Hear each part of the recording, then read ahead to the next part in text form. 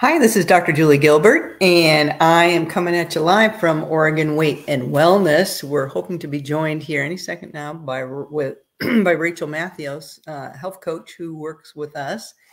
And we are talking through the book Eat, Move, Sleep, just kind of addressing some of the topics that the author Tom Rath points out. And today we are on chapter 10. Now, we're not really giving any advice here. We're not giving advice at all. We're just talking through his points. And I'm agreeing for myself. Chapter 10, his first point is prioritize your protein. I agree with that because after 40, I know that that I lose muscle mass easier than I am able to build it, unless I do two things. Number one, I bring in the building blocks to build muscle, which is amino acids, which come from protein. There's essential amino acids that I can't make. I need to bring them in, and I do that through food. And the other thing that I do to maintain my muscle mass is move my muscle, and he gets into that a little later. But yeah, so he says prioritize your protein, and I can't agree more. And you want to make sure, now you can get amino acids from animal sources or plant sources. And when I eat animal sources, I want to eat healthy animals and not processed animals. He's got a list. I might disagree a little bit with his list.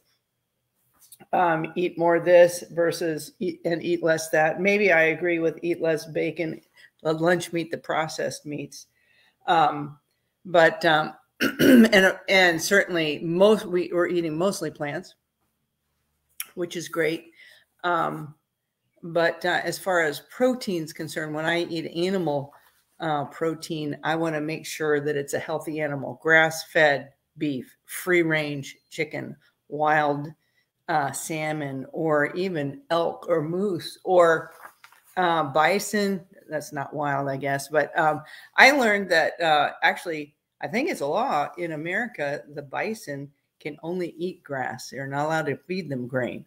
So we can know that bison are grass-fed and finished and healthy, and then therefore a better choice better choice for me. Some people, this is very individual as far as whether you do better with plant source protein or animal source protein. And everybody has to figure out that for themselves. For myself, I've tried to do plant-based protein only, and it was a struggle for me. So I've incorporated more of those healthy animal sources, grass-fed, free-range, wild, and I do really well with that. So protein is so important because it has the building blocks for all the proteins that your body needs to make for lots of different cellular functions and to maintain your muscle mass. So protein is important. His next point is stop buying junk food for your friends. This kind of comes close to home because a lot of times I buy treats for my grandkids, or I think I need to have candy or something around for my grandkids. And I have to change my thinking about that. Of course, another thought I had about this was, we take leftovers maybe. Well, I was talking to a pastor friend of mine who was struggling with not eating too many sweets. And he said, yeah, everybody, all the church people bring their leftover cookies and pies and cakes and brownies, and they bring them to me and they leave in the church kitchen.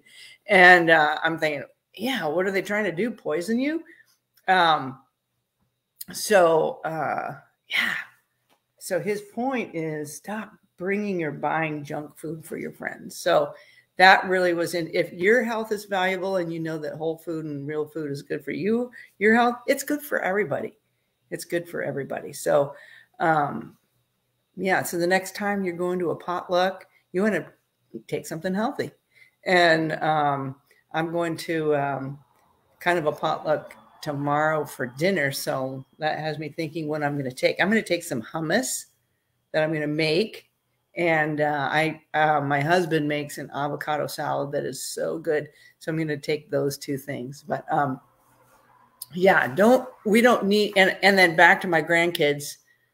All right, well, maybe just a little bit of a treat for my grandkids. No, but in general, you know, when I feed them, I want to give them whole real food and then just save that dessert for the dessert a little bit. And it's a treat.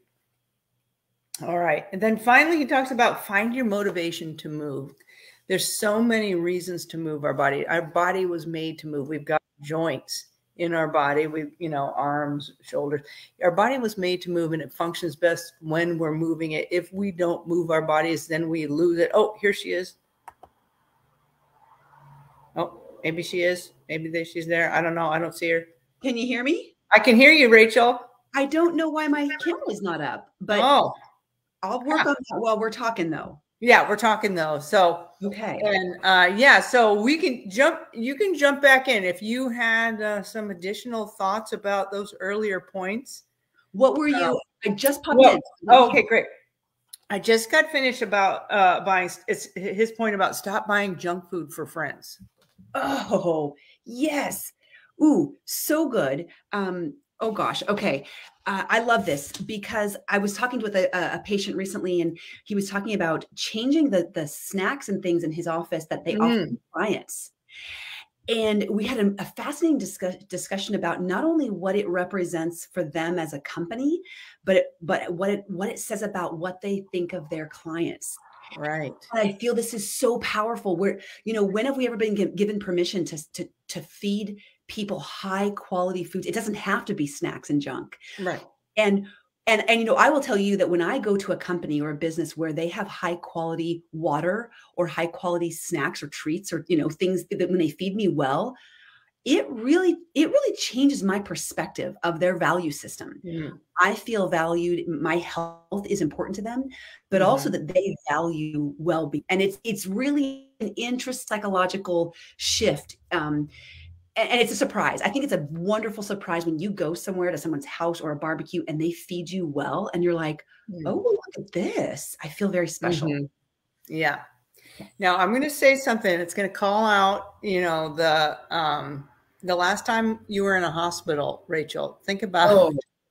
Oh dear. Think about that.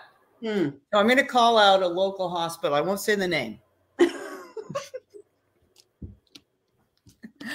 But I just, as far as how they value their employees, or the patients of the people, or the family members of the patients.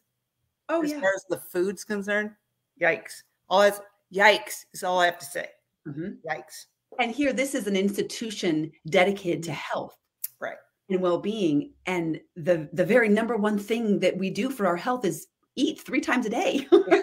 we put food in, and people are struggling. I mean, it's like going to it's like going to maybe Alcohol Anonymous and having to pass by you know beer and wine and whiskey.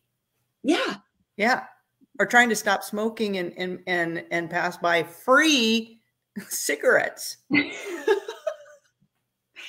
I'm going to the cafeteria and I have to pass the donuts and the chips and the soda and the candy bars at the cash register. Something's wrong with this picture. Okay. Yeah. Okay. Stop feeding us junk food. Right. and feed your loved ones and your friends well. Okay. Yeah. I'm glad we circled back to that point because yeah. All right. And then find your motivation to move. Ooh. What's your mojo for moving? Okay. You know, my motivation to move was similar to his. My epiphany was standing on the sidelines of a little soccer team, my niece's soccer team. And I was a young mom of like a 2-year-old and a 4-year-old. And I was not living in a healthy lifestyle and a healthy body at this time. And I looked around me and I saw all these kids and all these families. And I realized I wanted to be the moms that were on the sideline, jumping up and down and cheering for their kids and running up and down and like, yay. I didn't want to be the moms who were sitting and couldn't get up or wouldn't get up or were too tired. You know, Yeah. I wanted to be energized. And literally that was my epiphany. I was like, oh, I want to be a healthy mom. And that's what got me going. That's what got me moving. And so to his point, when he talks about, if I know movement extends my lifetime, my lifespan, and my health span, I want to be with the people I love as long as possible. Right. Yeah.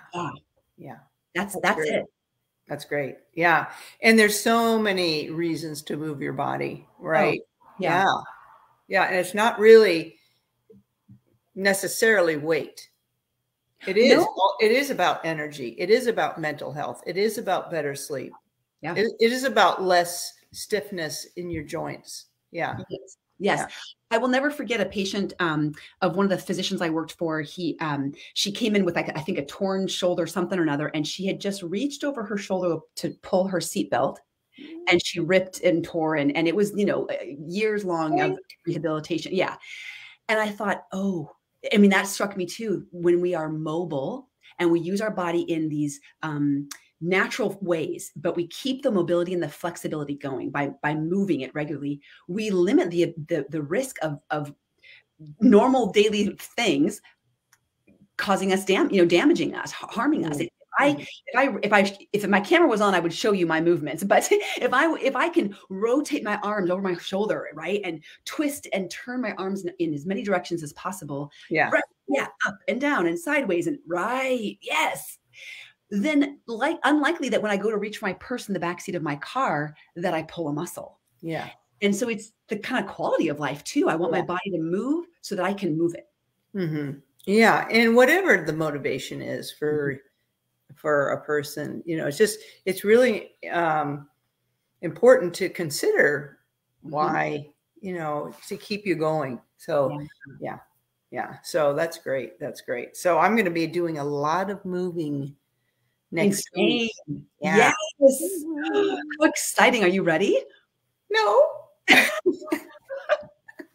Yes. I mean, I'm here. I'm present. Mm-hmm. But yeah, so that journey starts on Saturday. But yeah, I've already been packing and, you know, unpacking and packing and like, yes, I need this. No, I don't need that. Yeah. Right. Oh, how exciting. I need more shoes. So yeah, so I'm thinking about, because we're going to do a lot of walking. So what are my best shoes for walking? Mm-hmm. And I might have to take 2 pair. I was going to say, yes, because your feet will swell and kind of get maybe a little bit beaten and back from one pair, and the different pair will be totally different fits. So bring a couple pairs. So exactly. So no, I'm excited about it. And I don't know, maybe hopefully if I have Wi-Fi, I'll be able to do StreamYard, I think. Ooh, so we'll just have to stay posted and play that by ear. Perfect. Okay. Okay. I'll plan on it and we'll see if it happens. Okay. That's great. Well, I have to think ahead and say, okay, what time is it going to be? Oh gosh. Right. Yeah. Ooh, okay. I think, what is it? How many hours? Okay. I can tell you that. Is it like 6 hours ahead or something like that? 9? Yeah. Is it 9? I think, okay, let me see. I can do it real quick here. It is my world clock. So in Madrid, it is 9:14 p.m. So it would be 9 p.m. So that would be doable. Okay. 9 p.m. where I am, and then 12 p.m. You know, so that's doable. You'd be back to wherever you're at. You'd be settling in for the night. Okay. Right. Yeah, that could be cool. That could be super cool. So 15 plus 7, that's 22nd. Yeah. So we will be in Madrid on that day. Okay. So that'll be fun. All right. We'll plan on it. Hopefully you guys can tune in and see together at that time. That'll be great. The place I have has Wi-Fi. So I can do a trial run. Yeah, we'll figure it out. All right. In the meantime, what's for dinner, Rachel? Yeah, what is for dinner? You know, I haven't thought about this yet today. Oh my gosh, you're catching me off guard. That's okay. I'm totally unplanned. Hey, Rachel, I ask you every week. I know. And I never, oh no. Okay. I knew I had an idea. All right, you have a plan. You have a plan. The reason I'm not thinking about it is because my husband is on duty tonight. Oh, he's on duty. Okay. That's why I wasn't thinking. It's a Thai tofu, broccoli, peanut sauce dish. So, ooh, wow. Yeah. Oh, very exciting. We add all, I mean, the recipe calls for just broccoli, but we add every vegetable we have. Lots of cauliflower, lots of broccoli. We'll usually bake some tofu, but I don't know if we will well, no, it's not that hot today. So we will probably bake some tofu. You make a peanut sauce with molasses and peanut butter and vinegar and cayenne, lots of cayenne. And then you can serve it over rice or noodles, but I typically like to serve it over just veggies. It's just veggies and pun veggies. Yeah. Peanut sauce that makes it so good. That's great. Mm-hmm. Yeah. That's how about you? Well, I don't know. We talk about this every Thursday. I know. You know what I do know though? I know what I'm bringing tomorrow. For our gathering. Oh, right. I'm going to bring that avocado salad that my husband is known for. That has avocado and tomato and onion and cilantro and chipotle pepper. Oh, and yeah. That. And then I'm going to make my hummus. Oh, your yummy hummus. Yeah. Garbanzo. Yeah. Drives right through. Yeah. So that's what I know I'm going to do tomorrow. But tonight I'm probably just going to do my basic salad, and I was so proud of myself. I counted yesterday. I'm eating this on a regular basis. There were 15 different plants in my salad bowl. Yeah. Because so on occasion I will challenge people, to get 30 plants in there a week. And I had 15 in my bowl. In one day. In one day. Yeah. Yeah. That's incredible. That is incredible. It adds up actually quickly. If you are counting, you'll come up with an excuse to add another one. You're like, well, right. 15, I'm going for 20. Right. Yeah. Right. And so that's what I tell people too, is, if you can only think of 5 vegetables that you've eaten this week, next week, make it 6, the following week, make it 7, eventually, in not too much time, you'll get to 30. Yeah. And why is 30? Why 30? So I think there's been good research around the variety of plants, the different compounds they add, and how that really impacts the gut microbiome for health. Right. I think that's really what it's aiming at, is that with 30 different vegetables, you're touching on all the different types of microbiota that are going to be living and populate your gut in that positive way. Exactly. Yeah. And I'm going to just say plants, 30 different plants, because, I'm true. I'm right. Because I'm thinking I'm putting nuts and seeds and avocado and olive and, maybe some fruits in there too. So, and beans. So when I think of vegetables, I think of spinach and broccoli and, but yeah, so there's, and herbs and spices, right? That's all plants. Yeah. Yes. I'm glad you said that. It opens it up when I'm with you. When I say veggies, I mean all of those things. But yes, I know you do. I was just, yeah. We have a saying in my family: beans, greens, grains, nuts, seeds, and fruit. And of course, the grains aren't part of that, but beans, greens, nuts, seeds, and fruits. Like it's all of those things. Yeah. And I want to encourage people too, with what we're talking about, to, I think oftentimes when it comes to vegetables or salads, like we're talking about this big base salad, we tend to get stuck in the name of a salad. Like, this is the Caesar salad. So it can only have romaine, right? And this is a chopped salad. So a chopped salad can only have blank. And my salad is just a salad. It has so I want to encourage people to not let the name of a salad keep you from adding more veggies to it. It doesn't have to just be a Caesar salad. It can be a Caesar salad with 20 other veggies in it. Exactly. Or plants. Yeah. Very good. Yeah. All right. Well, thanks, Rachel, for popping in, even though we can't see your beautiful face. I know. I don't know what's happening. I've been trying to figure it out, but at least you can hear me. I'm grateful for that. Yeah. Okay. Very good. All right. Until next time, I'll come at you live, hopefully from Madrid. Adios. Okay.